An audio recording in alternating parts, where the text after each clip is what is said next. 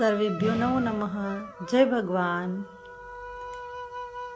कितना सरल है ईश्वर को मानना, लेकिन कितना कठिन है ईश्वर का मानना।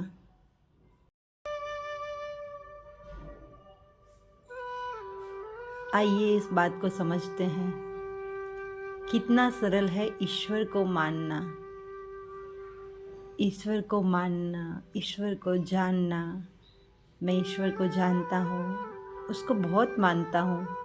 ये बात कहना बहुत ही सरल है, लेकिन कितना कठिन है ईश्वर का मानना। ईश्वर की कही हुई बातों को शास्त्रों में, ग्रंथों में, वेदों में, पुराणों में, उपनिषदों में हमें हमारा जीवन कैसे जीना है, क्या करना चाहिए, क्या नहीं करना चाहिए, अपने इस जीवन को कैसे आनंदमय बनाना है, कैसे अपने विहित कर्मों को करना है, कौन से कर्मों को नहीं करना है, यानी निषिद्ध कर्म कौन से हैं, इन सब के बारे में ईश्वर ने हमारे भारतीय संस्कृति के द्वारा हमें बताने का प्रयत्न किया है। वेद जो कि अपौरुषेय ग्रंथ कहे गए हैं, उन सभी में एक मानव को कैसे जीना चाहिए, कैसे उसे अपने इस मानव अमूल्य जन्म को कैसे सार्थक करना है, उसके बारे में हमारे अनेकों शास्त्र में बताया गया है। हमारे पूर्वज, हमारे शुभेच्छक, हमारे मार्गदर्शक, हमारे ऋषि मुनियों ने हमें इतना ज्ञान का भंडार दिया है, लेकिन क्या हम कभी उसको जानने का प्रयास करते हैं?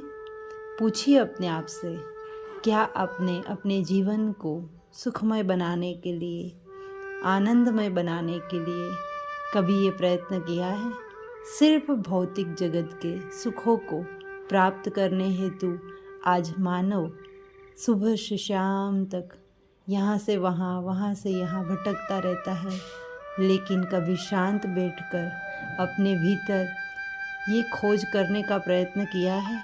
कभी अपने भीतर खोज की है, आंतर खोज की है?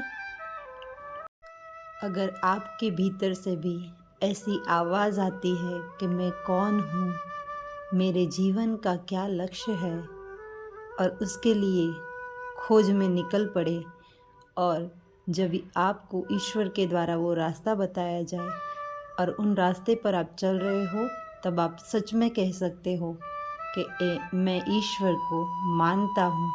इसीलिए यहाँ कहा है, कितना सरल है ईश्वर को मानना, लेकिन कितना कठिन है ईश्वर का मानना। जो ईश्वर ने हमें कहा है कि तू इस मार्ग पर चल, अपने आप को जान, फिर यही संसार तुझे सुखमय लगेगा। जय भगवान।